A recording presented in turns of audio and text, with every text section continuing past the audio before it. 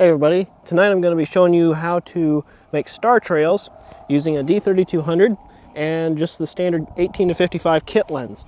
So basically what you want to do, first of all, is set up your exposure properly. Now this is going to vary depending on where you're at, you know, if the moon's out or whatever, but basically you want to start out probably 20 to 30 seconds, f3.5 and maybe 800, in between 800 and 1600 ISO.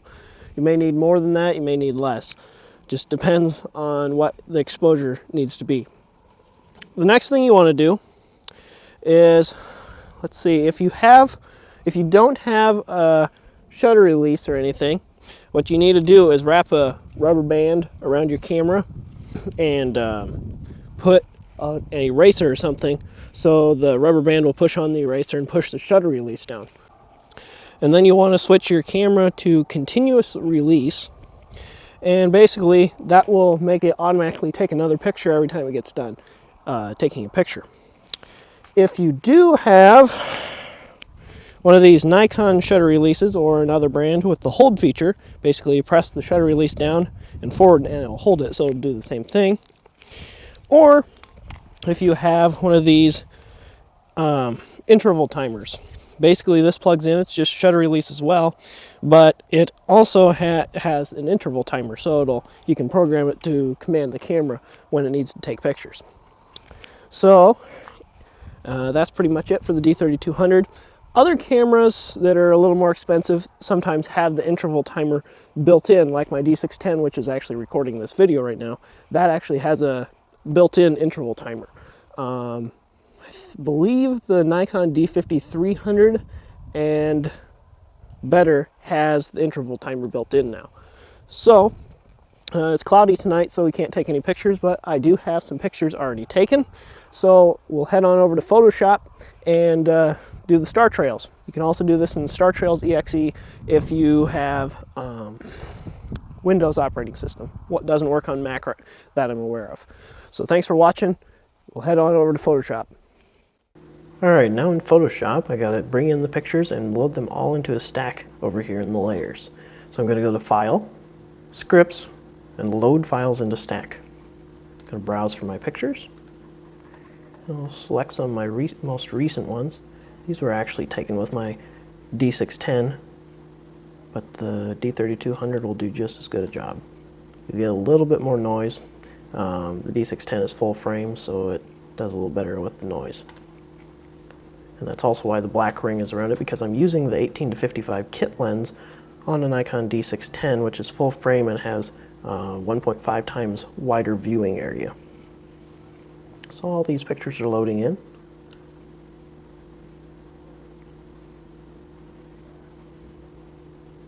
Okay, now push Control, Alt, and A to select all of the layers.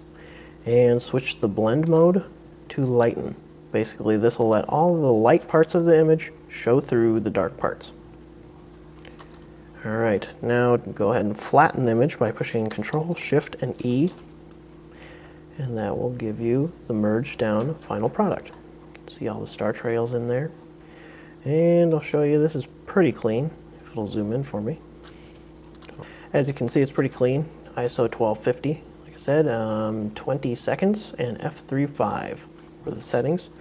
Had it set for a 25-second interval, so there's 5 seconds in between each image.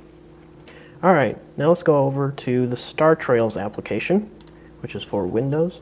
Go to File, Open Images. You can also open dark frames, which basically, if some cameras enable you to take long exposure and noise reduction images. Basically, it'll take one picture of the landscape, and then it'll take another one without the shutter open. And basically what that does is it'll record any dead pixels, which will be a white or red spot in your picture, and that's from the sensor, because some of the pixels will be dead and they'll show up more in long exposures. So basically, you just open the images and the dark frames and it'll remove the dead pixels. You can do the same thing in Photoshop by bringing those in and pushing the blend mode to darken. I believe it's darken. Anyway, you can do the same thing in Photoshop. And right now I'm going to open the images in Star Trails. Select the same ones as before, or nearly the same. Push open, they'll be right here. Now we need to go to Build and Star Trails. You have a couple options here. For right now, I'm just going to do the regular standard lighten. You also have down here a little more advanced option, which kind of smooths the star trails out, because there will be a gap in between each picture.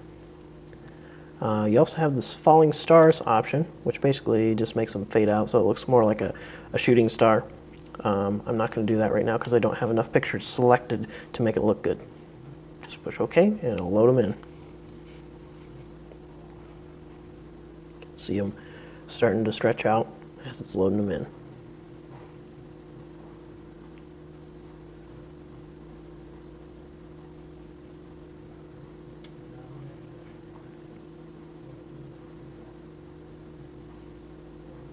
Alright, thanks for watching. Hope you enjoyed the video and got something out of it. Don't forget to like and subscribe. See you later.